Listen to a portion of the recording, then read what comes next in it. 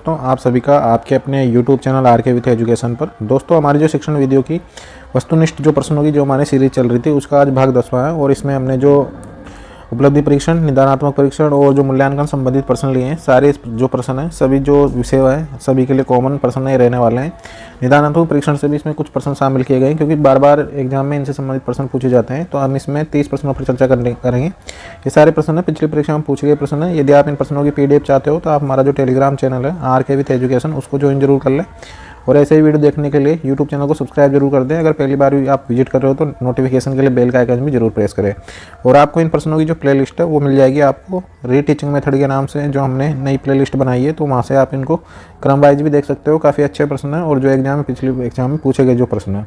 तो देख लेते हैं आज का पहला प्रश्न। तो पहला प्रश्न एक दे रखा है कि उपचारात्मक शिक्षण के लिए कौन सा शिक्षण सहायक सामग्री सबसे प्रभावी है। ऑप्शन 1 दे रखा चार्ट, ऑप्शन 2 दे रखा फ्लैश कार्ड, ऑप्शन 3 दे रखा डिजिटल मीडिया, ऑप्शन 4 दे रखा सभी, ऑप्शन 5 दे रखा अनुत्तरित प्रश्न।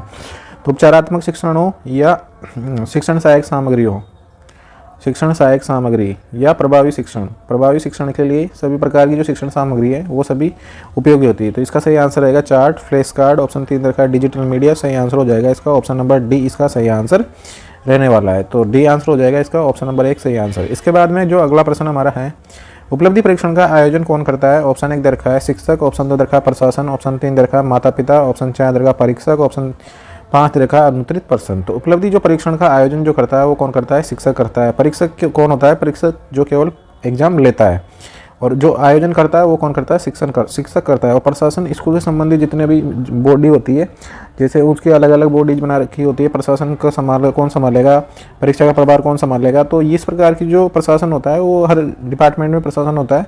इसका सही आंसर हो जाएगा ऑप्शन नंबर 1 शिक्षक इसका आयोजन करता है। इसके बाद में अगला जो प्रश्न है हमारा, प्रश्न नंबर 3 है निदानात्मक परीक्षण का उद्देश्य क्या नहीं है पूछा है। कभी कभी हम देखते नहीं है को, तो आप प्रश्न को पढ़ते समय 2 या 3 बार अच्छे से देख ले कि पीछे नहीं शब्द तो नहीं जुड़ा हुआ ना। तो ऑप्शन 1 दे रखा है छात्रों की त्रुटियों की पहचान करना, ऑप्शन 2 दे रखा है शिक्षण प्रक्रिया में सुधार, ऑप्शन 3 दे रखा है परीक्षा परिणाम को मापना, ऑप्शन 3 दे रखा है उपचारात्मक योजना बनाना। तो निदानात्मक परीक्षण का जो मुख्य उद्देश्य नहीं है, तो परीक्षा का परिणाम मापना इसका उद्देश्य नहीं है। छात्रों की त्रुटियों की पहचान करना, शिक्षण प्रक्रिया में सुधार होना और उपचारात्मक योजना बनाना। लेकिन परीक्षा परिणाम नापना ये तो किसके अंदर नापा जाता है, उपलब्धि परीक्षण के अंदर नापा जाता है। किसके अंदर नापा जाता है, उपलब्धि परीक्षण के अंदर इसको नापा जाता है। यानी कि छात्रों की त्रुटियों की पहचान करते हैं, शिक्षण अगर छात्रों की त्रुटियों की पहचान हो गई तो हम अपनी शिक्षण प्रक्रिया उसमें सुधार कर सकते हैं और उपचारात्मक योजना का जो प्रारूप है वो तैयार कर सकते हैं। तो सही आंसर हो जाएगा इसका ऑप्शन नंबर सी, इसका सही आंसर रहेगा। इसके बाद में अगला जो प्रश्न है हमारा, उपलब्धि परीक्षण में वस्तुनिष्ठ प्रश्नों का चयन क्यों किया जाता है। ऑप्शन 1 दे रखा आसान मूल्यांकन के लिए, ऑप्शन 2 दे रखा छात्रों की समझ बढ़ाने के लिए, ऑप्शन 3 दे रखा समय बचाने के लिए, ऑप्शन 4 दे रखा सभी, ऑप्शन 5 दे रखा अनुत्तरित प्रश्न। तो उपलब्धि परीक्षण में वस्तुनिष्ठ प्रश्नों का चयन क्यों किया जाता है, आसान मूल्यांकन भी हो सकता है इसका सही आंसर, छात्रों की समझ भी बढ़ा सकते हैं और समय बचाने के लिए भी इनका उपयोग किया जाता है। तो सही आंसर हो जाएगा इसका ऑप्शन नंबर डी, इसका सही आंसर रहेगा। क्या रहेगा सही आंसर, ऑप्शन नंबर डी इसका सही आंसर रहेगा। इसके बाद में अगला जो प्रश्न है हमारा, निदानात्मक परीक्षण और उपलब्धि परीक्षण में मुख्य अंतर क्या है। ऑप्शन 1 दे रखा है उद्देश्य, ऑप्शन 2 दे रखा है प्रक्रिया, ऑप्शन 3 दे रखा है परिणाम, ऑप्शन सी दे रखा है परिणाम, ऑप्शन 4 दे रखा है इसका सभी, ऑप्शन 5 दे रखा है अनुत्तरित प्रश्न।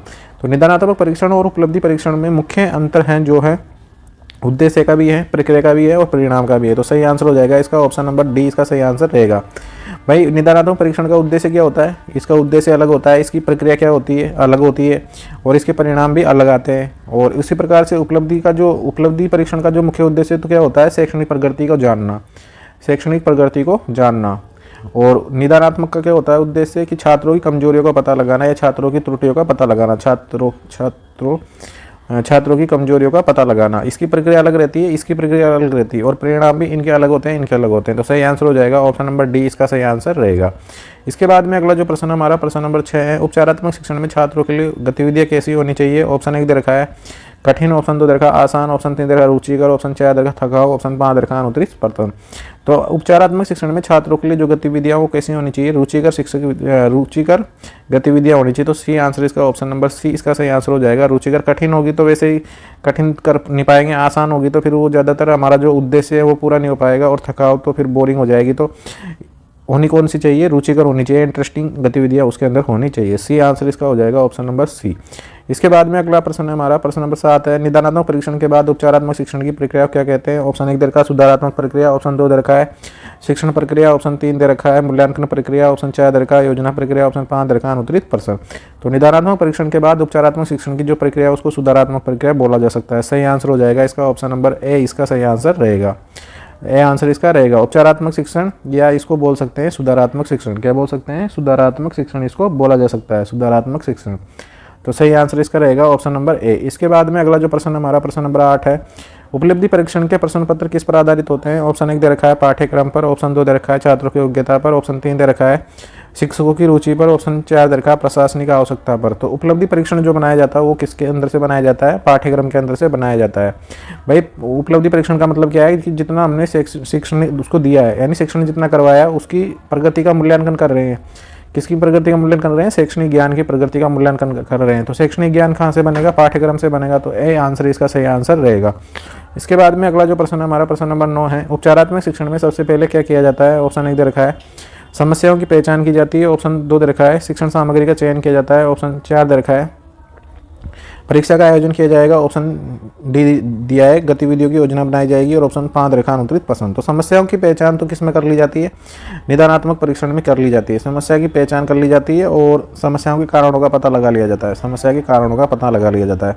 तो उसके बाद में क्या करेंगे? हम गतिविधियों की योजना बनाएंगे। भाई हमको किस प्रकार से उपलब्धि परीक्षण उपचारात्मक शिक्षण में किस प्रकार से हमें उपचारात्मक शिक्षण में किस प्रकार से टेस्ट वगैरह करवाने हैं या उनकी जो पूरा फॉर्मेट है वो तैयार करना है, यानी गतिविधियों की योजना बनाएंगे। भाई फर्स्ट नंबर पे कौन सी गतिविधि होगी, दूसरे पे कौन सी होगी, तीसरे पे कौन सी होगी। उसके बाद में शिक्षण सहायक सामग्री का चयन होगा और उसके बाद में परीक्षा का आयोजन होगा। तो डी आंसर इसका सही आंसर हो जाएगा। इसके बाद में अगला जो प्रश्न हमारा प्रश्न नंबर 10 है, उपलब्धि परीक्षण और निदानात्मक परीक्षण का संबंध मुख्यतः किससे है। ऑप्शन 1 दे रखा है शिक्षण पद्धति से, ऑप्शन 2 दे रखा है मूल्यांकन से। अगला प्रश्न है दोस्तों, उपलब्धि परीक्षण और निदानात्मक परीक्षण का संबंध मुख्यतः किससे है। ऑप्शन 1 दे रखा है शिक्षण पद्धति, ऑप्शन 2 दे रखा है मूल्यांकन से, ऑप्शन 3 दे रखा है रचनात्मकता से, ऑप्शन 4 दे रखा है व्यक्तित्व विकास से, ऑप्शन 5 दे रखा है अनुत्तरित प्रश्न। तो उपलब्धि परीक्षण और निदानात्मक जो परीक्षण है ये दोनों ही कौन से परीक्षण है? मूल्यांकन से संबंधित है। किससे है? मूल्यांकन से संबंधित है। तो सही आंसर इसका हो जाएगा ऑप्शन नंबर बी, इसका सही आंसर रहेगा। इसके बाद में अगला प्रश्न हमारा, निदानात्मक परीक्षण में क्या महत्वपूर्ण है। ऑप्शन 1 दे रखा है समय प्रबंधन, ऑप्शन 2 दे रखा है सटीकता, ऑप्शन 3 दे रखा है उद्देश्य की स्पष्टता, ऑप्शन 4 दे रखा है सभी। तो इसका सही आंसर हो जाएगा निदानात्मक परीक्षण में समय प्रबंधन भी आ सकता है और सटीकता भी होनी चाहिए उसमें, और उद्देश्य की स्पष्टता भी होनी चाहिए। तो डी आंसर इसका सही आंसर रहेगा। क्या रहेगा सही आंसर? ऑप्शन नंबर डी इसका सही आंसर रहेगा। इसके बाद में अगला जो प्रश्न हमारा अगला प्रश्न है, उपलब्धि परीक्षण को और क्या कहते हैं। ऑप्शन 1 दे रखा है योग्यता परीक्षण, ऑप्शन 2 दे रखा है प्रगति परीक्षा, ऑप्शन 3 दे रखा है प्रवेश परीक्षा, ऑप्शन 4 दे रखा है इसका अनुत्तरित प्रश्न, ऑप्शन 5 दे रखा है ऑप्शन 4 दे रखा है रचनात्मक परीक्षा, और ऑप्शन 5 दे रखा है अनुत्तरित प्रश्न। तो उपलब्धि परीक्षण को और क्या क्या कहते हैं। तो उपलब्धि परीक्षण को एक तो बोलते हैं निष्पत्ति परीक्षण। क्या बोलते हैं इसको? एक तो निष्पत्ति परीक्षण बोलते हैं, एक इसको बोलते हैं ज्ञानार्जन परीक्षण, ज्ञानार्जन परीक्षण, और इसको एक प्रगति परीक्षा बोल सकते हैं। कौन सी परीक्षा? प्रगति परीक्षा भी इसको बोल सकते हैं। तो सही आंसर हो जाएगा इसका ऑप्शन नंबर बी, इसका सही आंसर रहेगा। उपलब्धि परीक्षण है, उपलब्धि परीक्षण को 2 भागों में बांटा गया है। एक तो होता है मानकीकृत और एक होता है अमानकीकृत। कौन सा होता है? एक तो मानकीकृत और एक अमानकीकृत। इनके बारे में भी हम चर्चा करेंगे आने वाले प्रश्नों में। 2 प्रकार के ये होते हैं। सही आंसर हो जाएगा इसका ऑप्शन नंबर बी। इसके बाद में अगला जो प्रश्न हमारा, उपचारात्मक शिक्षण का प्रभाव कब मापा जा सकता है। ऑप्शन 1 दे रखा है शिक्षण प्रक्रिया के दौरान, ऑप्शन 2 दे रखा है शिक्षण प्रक्रिया के अंत के बाद, ऑप्शन 3 दे रखा है अगले उपलब्धि परीक्षण के बाद, ऑप्शन 5 दे रखा है कभी भी, ऑप्शन 5 दे रखा है इसका अनुत्तरित प्रश्न। तो उपचारात्मक शिक्षण का प्रभाव कब मापा जा सकता है। तो हम जैसे हमने उपचारात्मक शिक्षण करवा दिया उसके जस्ट बाद में हम क्या करेंगे, आगे अगला जो उपलब्धि परीक्षण होगा उसको लेंगे। अगला उपलब्धि परीक्षण करवाया जाएगा और उसके अंदर उपचारात्मक शिक्षण का प्रभाव हम देख सकते हैं। तो सही आंसर हो जाएगा इसका अगले उपलब्धि परीक्षण के बाद हम इसको देख सकते हैं। इसका सही आंसर कभी भी हो सकता है, लेकिन ज़्यादा आंसर जो सही रहेगा वो रहेगा अगले परीक्षण के बाद में, अगले उपलब्धि परीक्षण के बाद में हम उसका वो देख सकते हैं, प्रभाव देख सकते हैं। तो सही आंसर इसका सही आंसर रहेगा। इसके बाद में अगला जो प्रश्न है हमारा प्रश्न नंबर 14 है, निदानात्मक परीक्षण में मुख्य रूप से ध्यान दिया जाता है। ऑप्शन 1 दे रखा है छात्रों की गति पर, ऑप्शन 2 दे रखा है छात्रों की त्रुटियों पर, ऑप्शन 3 दे रखा है छात्रों की रचनात्मकता पर, ऑप्शन 4 दे रखा है इसका। तो निदानात्मक परीक्षण में जो सबसे ज़्यादा ध्यान दिया जाता है वो दिया जाता है छात्रों की त्रुटियों पर। किस पर दिया जाता है? छात्रों की त्रुटि पर सबसे ज़्यादा ध्यान दिया जाता है और छात्रों की त्रुटियों के कारणों का पता लगाया जाता है। छात्रों की जो समस्याएं होती है, छात्रों की जो त्रुटियां होती है उसके कारणों को क्या लगाया जाता है? पता लगाया जाता है त्रुटियों का। पता लगाया जाता है। तो सही आंसर इसका रहेगा ऑप्शन नंबर बी इसका सही आंसर रहेगा। इसके बाद में अगला जो प्रश्न है, प्रश्न नंबर 15 है, उपलब्धि परीक्षण के लिए कौन सा पैमाना उपयोगी है? ऑप्शन 1 दे रखा है मानकीकृत पैमाना, ऑप्शन 2 दे रखा है ग्रेड पैमाना, ऑप्शन 3 दे रखा है प्रतिशत पैमाना, ऑप्शन 4 दे रखा है उपरोक्त सभी। तो इसका जो सही आंसर रहेगा मानकीकृत पैमाना भी हो सकता है, ग्रेड पैमाना भी हो सकता है और प्रतिशत पैमाना भी हो सकता है। तो डी आंसर इसका सही आंसर रहेगा। क्या रहेगा सही आंसर? ऑप्शन नंबर डी इसका सही आंसर रहेगा। इसके बाद में अगला प्रश्न हमारा प्रश्न नंबर 16 है, निदानात्मक परीक्षण के बाद क्या कार्रवाई अनिवार्य है? ऑप्शन 1 दे रखा है छात्रों की त्रुटियों की पहचान, ऑप्शन 2 दे रखा है छात्रों के लिए विशेष कक्षाएं, ऑप्शन 3 दे रखा है छात्रों की प्रगति का मूल्यांकन, ऑप्शन 4 दे रखा है सभी, ऑप्शन 5 दे रखा है अनुत्तरित प्रश्न। तो निदानात्मक परीक्षण के बाद में क्या कार्रवाई अनिवार्य है? तो छात्रों की त्रुटियों की पहचान की जाएगी, छात्रों के लिए विशेष कक्षाएं लगाई जाएगी और छात्रों की प्रगति का मूल्यांकन किया जाएगा। तो डी आंसर इसका सही आंसर रहेगा। ऑप्शन नंबर डी इसका सही आंसर हो जाएगा। इसके बाद में अगला जो प्रश्न है हमारा प्रश्न नंबर 17 है, उपचारात्मक शिक्षण का सफल होना किस पर निर्भर करता है? ऑप्शन 1 दे रखा है शिक्षक की क्षमता, ऑप्शन 2 दे रखा है छात्रों की रुचि, ऑप्शन 3 दे रखा है उपलब्ध संसाधन, ऑप्शन 4 दे रखा है उपरोक्त सभी। तो उपचारात्मक शिक्षण का सफल होना किस पर निर्भर करता है? तो शिक्षक की क्षमता पर भी निर्भर करेगा, छात्रों की रुचि पर भी निर्भर करेगा और उपलब्ध संसाधन जो है हमारे पास में शिक्षण सहायक सामग्रियां हैं उन पर भी ये निर्भर करता है। तो सही आंसर इसका हो जाएगा डी इसका सही आंसर रहेगा उपरोक्त सभी। इसके बाद में अगला जो प्रश्न हमारा प्रश्न नंबर 18 है, निदानात्मक परीक्षण का स्वरूप कैसा होता है? ऑप्शन 1 दे रखा है मानकीकृत, ऑप्शन 2 दे रखा है अनौपचारिक, ऑप्शन 3 दे रखा है विस्तृत, ऑप्शन 4 दे रखा है उपरोक्त सभी, ऑप्शन 5 दे रखा है अनुत्तरित प्रश्न। तो निदानात्मक परीक्षण का स्वरूप कैसा होता है? मानकीकृत भी होता है, अनौपचारिक भी होता है और विस्तृत भी होता है। तो सही आंसर इसका हो जाएगा ऑप्शन नंबर डी इसका सही आंसर रहेगा। क्या रहेगा इसका सही आंसर? ऑप्शन नंबर डी इसका सही आंसर रहेगा। इसके बाद में अगला प्रश्न हमारा है 19वां, उपलब्धि परीक्षण किस प्रकार के डेटा प्रदान करता है? ऑप्शन 1 दे रखा है मात्रात्मक, ऑप्शन 2 दे रखा है गुणात्मक, ऑप्शन 3 दे रखा है सांख्यिकीय, ऑप्शन 4 दे रखा है सभी, ऑप्शन 5 दे रखा है अनुत्तरित प्रश्न। तो उपलब्धि परीक्षण किस प्रकार के डेटा प्रदान करता है? तो उपलब्धि परीक्षण मात्रात्मक डाटा प्रदान करता है, गुणात्मक करता है और सांख्यिकीय डाटा भी प्रदान करता है। तो सही आंसर हो जाएगा इसका ऑप्शन नंबर डी इसका सही आंसर रहेगा। सभी प्रकार के डाटा यह प्रदान करता है। तो सही आंसर हो जाएगा ऑप्शन नंबर डी। इसके बाद में अगला जो प्रश्न हमारा प्रश्न नंबर 20 है, प्रश्न नंबर 19 शायद मिसिंग 19 हो गया। प्रश्न नंबर 20 है, उपलब्धि परीक्षण का मुख्य उद्देश्य क्या है? ऑप्शन 1 दे रखा है छात्रों की कमजोरियों को पहचानना, ऑप्शन 2 दे रखा है छात्रों की वर्तमान उपलब्धियों का आकलन करना, ऑप्शन 3 दे रखा है पाठ्यक्रम की प्रभावशीलता, ऑप्शन 4 दे रखा है। तो उपलब्धि परीक्षण का जो मुख्य उद्देश्य होता है वो होता है छात्रों की वर्तमान उपलब्धियों का आकलन करना। तो बी आंसर इसका सही रहेगा। छात्रों की कमजोरियों को पहचानना किसमें होता है? निदानात्मक परीक्षण में होता है। निदानात्मक परीक्षण में होता है ये चीज़ें। और छात्रों की वर्तमान उपलब्धियों का आकलन करना किसमें होता है? इसके अंदर होता है उपलब्धि परीक्षण के अंदर। ऑप्शन बी इसका सही आंसर रहेगा, ऑप्शन नंबर बी। इसके बाद में अगला जो प्रश्न हमारा प्रश्न नंबर 21 है, निदानात्मक परीक्षण किसके लिए किया जाता है? ऑप्शन 1 दे रखा है शिक्षकों की योग्यता जानने के लिए, ऑप्शन 2 दे रखा है छात्रों की रुचि जानने के लिए, ऑप्शन 3 दे रखा है छात्रों की शैक्षणिक समस्याओं का पता लगाने के लिए और ऑप्शन 5 दे रखा है पाठ्यक्रम के चयन के लिए और ऑप्शन 4 दे रखा है पाठ्यक्रम के चयन के लिए, ऑप्शन 5 दे रखा है अनुत्तरित प्रश्न। तो निदानात्मक परीक्षण किसके लिए किया जाता है? छात्रों की शैक्षणिक समस्याओं का पता लगाने के लिए निदानात्मक परीक्षण किया जाता है। तो सी आंसर इसका सही आंसर रहेगा। क्या रहेगा सही आंसर? सी आंसर इसका सही रहेगा। इसके बाद में अगला जो प्रश्न हमारा प्रश्न नंबर 22 है, उपचारात्मक शिक्षण का मुख्य उद्देश्य क्या है? ऑप्शन 1 दे रखा है शिक्षकों को प्रशिक्षण देना, ऑप्शन 2 दे रखा है इसका कमजोर छात्रों की शैक्षणिक कठिनाइयों को दूर करना, ऑप्शन 3 दे रखा है उन्नत छात्रों को चुनौती देना, ऑप्शन 4 दे रखा है नए पाठ्यक्रम को लागू करना, ऑप्शन 5 दे रखा है अनुत्तरित प्रश्न। उपचारात्मक शिक्षण का जो मुख्य उद्देश्य है वो शिक्षकों को प्रशिक्षण नहीं देना है, उन्नत छात्रों को चुनौती देना नहीं है, नए पाठ्यक्रम को लागू करना नहीं है, कमजोर छात्रों को शैक्षणिक कठिनाइयों को दूर करना। कठिनाइयों का पता किस में लगेगा? निदानात्मक परीक्षण में। और उपचार किस में किया जाएगा उसका? उपचारात्मक शिक्षण में। कमजोर छात्रों की शैक्षणिक कठिनाइयों को दूर करना किसका उद्देश्य है? उपचारात्मक शिक्षण का उद्देश्य है। सही आंसर हो जाएगा इसका ऑप्शन नंबर बी। इसके बाद में अगला जो प्रश्न है हमारा प्रश्न नंबर 23 है, उपलब्धि परीक्षण का प्रकार क्या है? ऑप्शन 1 दे रखा है औपचारिक परीक्षण, ऑप्शन 2 दे रखा है अनौपचारिक परीक्षण, ऑप्शन 3 दे रखा है मानकीकृत, ऑप्शन 4 दे रखा है इनमें से सभी, ऑप्शन 5 दे रखा है अनुत्तरित प्रश्न। तो उपलब्धि परीक्षण कितने प्रकार का होता है? उपलब्धि परीक्षण 2 प्रकार का होता है, जिसके अंदर जो मानकीकृत और अमानकीकृत जो हैं ये इसी के अंदर शामिल है, अनौपचारिक और औपचारिक के अंदर ही।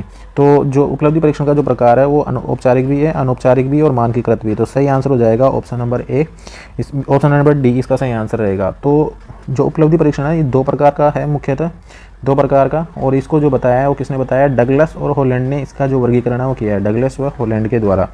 हॉलैंड के द्वारा कितने प्रकार के बताए गए हैं? 2 प्रकार के बताए गए हैं। तो इसके अंदर 2 प्रकार कौन कौन से हैं? एक तो प्रमापी बोलते हैं इसको, यानी मानकीकृत भी इसको बोलते हैं, मानकीकृत या इसको बोलते हैं विशेषज्ञ द्वारा निर्मित, विशेषज्ञ द्वारा निर्मित इसको बोला जाता है, द्वारा निर्मित। और ये कौन सा होता है? ये होता है अनौपचारिक। कौन सा होता है ये? अनौपचारिक ये बोलते हैं, इसको बोल सकते हैं अपन अनौपचारिक। इसके बाद में जो दूसरा है हमारा वो है अप्रमाणीकृत, या इसको बोल सकते हैं अमानकीकृत इसको बोला जा सकता है, या इसको बोल सकते हैं शिक्षक निर्मित। क्या बोल सकते हैं इसको हम? शिक्षक निर्मित भी इसको बोला जा सकता है।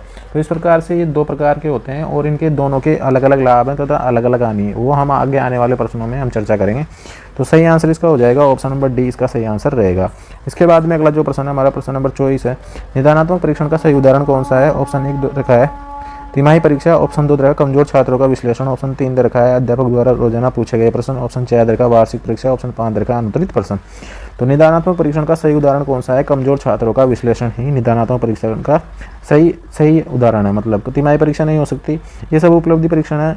अध्यापक द्वारा रोजाना पूछे गए प्रश्न, ये कौन से मूल्यांकन के अंदर आ जाएगा? ये निर्माणात्मक जो मूल्यांकन होता है फॉर्मेटिव असेसमेंट उसके अंदर आ जाएगा। वार्षिक परीक्षा किसमें आ जाएगी? समेटिव जो मूल्यांकन होता है उसके अंदर आ जाएगी।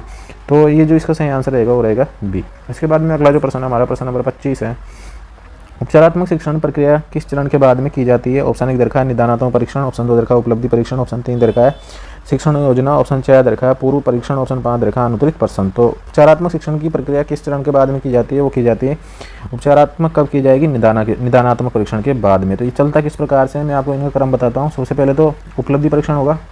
उपलब्धि परीक्षण में किसका पता लगाया जाएगा? उपलब्धि परीक्षण में पता लगाया जाएगा छात्र की शैक्षणिक प्रगति का। इसके बाद में जो कमजोर बच्चे होंगे उनका क्या किया जाएगा? निदान किया जाएगा, निदानात्मक परीक्षण किया जाएगा। निदानात्मक परीक्षण का मतलब ये है कि छात्रों को किस जगह पर कौन सी समस्याएं हैं उन समस्याओं का इसके अंदर पता लगाया जाता है और समस्याओं के कारणों की पहचान की जाती है। उसके बाद में इनका कराया जाएगा उपचारात्मक शिक्षण। क्या कराया जाएगा? उपचारात्मक शिक्षण इनका करवाया जाएगा और वापस से फिर इनका उपलब्धि परीक्षण करवाया जाएगा। फिर क्या करवाया जाएगा? उपलब्धि परीक्षण इनका वापस से करवाया जाएगा, परीक्षण करवाया जाएगा। तो ये जो प्रक्रिया है उपचारात्मक शिक्षण की प्रक्रिया किस चरण के बाद में की जाती है? निदानात्मक परीक्षण में की जाएगी। उपलब्धि परीक्षण सभी बच्चों का किया जाता है, सभी बच्चों का उपलब्धि परीक्षण किया जाता है, सभी बच्चों का उपलब्धि परीक्षण किया जा सकता है। और निदानात्मक परीक्षण उन्हीं बच्चों को किया जाएगा जिनके अंदर कुछ समस्याएं या जो अपनी शैक्षणिक प्रगति में अच्छा प्रदर्शन नहीं कर पाए हैं, उनका ही क्या किया जाएगा? निदानात्मक परीक्षण किया जाएगा। और उपचारात्मक परीक्षण भी उनका किया जाएगा जो निदानात्मक परीक्षण में जो बच्चे शामिल हुए हैं उन्हीं का निदानात्मक परीक्षण किया जाएगा। निदानात्मक परीक्षण के बाद में उपचारात्मक शिक्षण करवाया जाएगा। तो सही आंसर हो जाएगा इसका ऑप्शन नंबर 25। तो दोस्तों ये थे आज के हमारे 25 टीचिंग मेथड से संबंधित 25 MCQ जो पिछली परीक्षा में पूछे गए प्रश्न तथा आने की इनकी संभावनाएं रहती है। काफ़ी अच्छे प्रश्न है। यदि आप इन प्रश्नों को PDF के रूप में चाहते हो तो आप हमारा जो टेलीग्राम चैनल है RK विथ एजुकेशन उसको ज्वाइन जरूर कर लें। और ऐसे ही वीडियो देखने का तो जो संबंधी और भी अन्य अपडेट के लिए आप हमारे YouTube चैनल पर बने रहें। और हमने जो रीड साइकोलॉजी क्लासेस शुरू कर रखी है उनको जरूर देखें। काफ़ी अच्छे प्रश्न है जो पिछली परीक्षा उनके अंदर पूछे गए हैं।